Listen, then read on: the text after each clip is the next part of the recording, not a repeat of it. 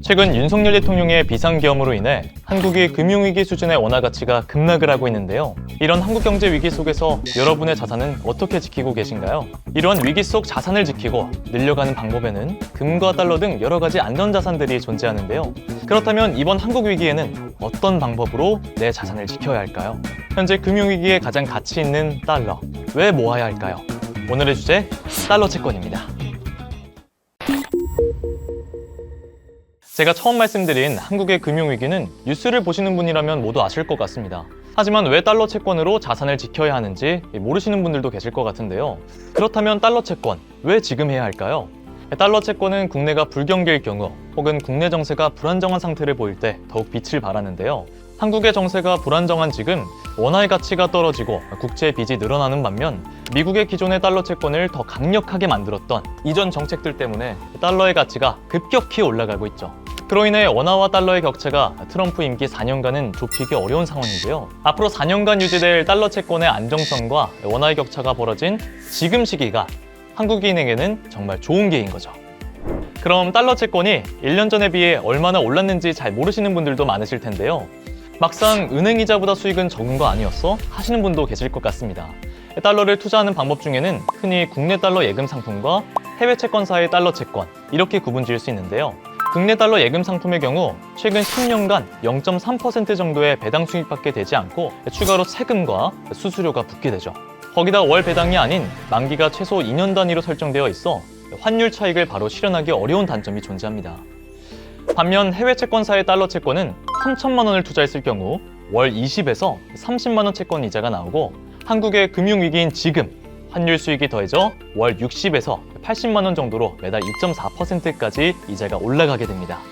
국내 달러 예금과 달리 월마다 채권 이자가 나와 환율 차이로 인한 수익을 온전히 가져올 수 있는 거죠. 두 번째 장점은 리스크가 굉장히 적다는 점입니다. 달러는 국제 간의 결제나 금융거래의 기본이 되는 돈이에요. 현재 세계적으로 달러가 피라미드에서 가장 우위에 있는 화폐라는 건 부정할 수 없는 사실인데요. 왜 지금 달러 채권을 모아야 하는지, 달러가 어떤 위치에 있는지 이해가 되실까요? 그렇다면 예전에는 달러 채권을 왜 하지 않았을까요? 금이나 달러 같은 경우 변동성이 크지 않기 때문에 안전하지만 수익 또한 메리트가 없었던 거죠. 하지만 특정 상황과 시기에 따라 수익이 극대화되기도 하는데 지금이 바로 그 시기인 거죠. 그럼 이제 달러 채권이 좋다는 건 알겠는데 어디서, 어떻게 시작해야 할까요?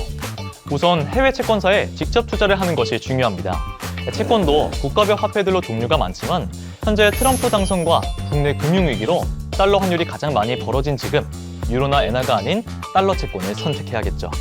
현재 환율이 금융위기 이후 15년 만에 최고치이기 때문에 매일같이 상승하고 있는 이 달러 채권을 최대한 많이 모으는 게 올바른 선택인 거죠.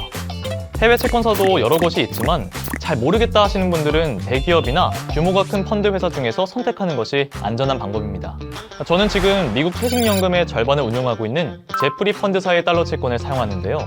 최근 트럼프 당선 당일 달러 채권 가입액 2조 3천억 원을 달성한 기업이기도 하죠. 또한 미국에서 달러 채권 유동의 70%가 이곳에서 이루어질 정도로 큰 기업인 거죠. 제프리 펀드에는 화폐에 관한 채권 투자 상품들 위주로 이루어져 있는데요. 한국에서는 대표적으로 달러 채권, 엔화 채권을 많이 이용하시죠. 달러 채권은 트럼프 당선 전 1.6%에 비해 무려 0.8%나 오른 월 2.4%의 채권 이자를 지급하고 있죠. 그래서 지금은 달러 채권에 딱 3천만 모은다면 매월 60만 원에서 80만 원까지도 이자로 받게 됩니다. 지금만 가능한 이자율이라는 거죠. 이처럼 달러 채권은 지금처럼 국내가 금융위기일 때 가장 적합한 투자입니다.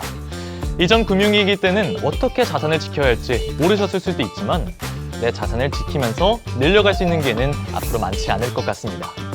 달러 채권에 대해 더 알고 싶은 분들은 고정 댓글 참고하시길 바라며 오늘 영상 여기서 마무리하겠습니다.